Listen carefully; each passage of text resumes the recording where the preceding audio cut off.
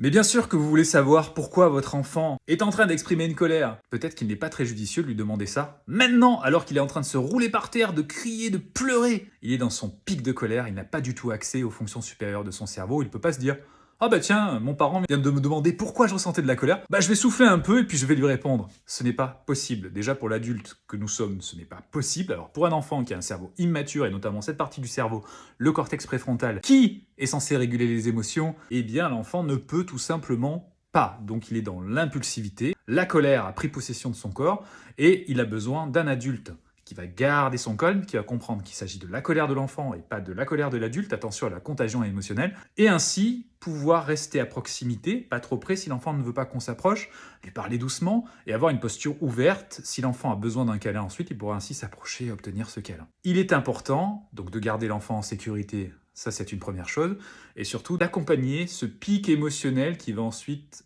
arriver à son terme, la décharge émotionnelle sera terminée. Ça sera une épreuve pour l'enfant, hein. C'est un véritable orage qui s'est déchaîné à l'intérieur de l'enfant, donc il va lui falloir un peu de temps pour retrouver son calme, et ensuite, eh bien, il pourra peut-être répondre à nos questions sur le pourquoi cette émotion s'est déclenchée, et on pourra l'aider par le jeu, avec des petites figurines où on fera des simulations. Bah tiens, ce petit personnage a l'air de ressentir de la colère.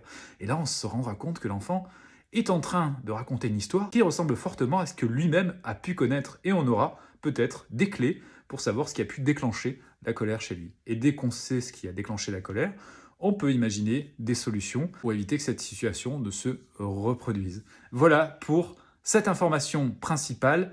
Inutile de demander pourquoi lorsqu'un enfant est dans un pic de colère, il n'a pas accès aux fonctions de son cerveau qui lui permettent de répondre.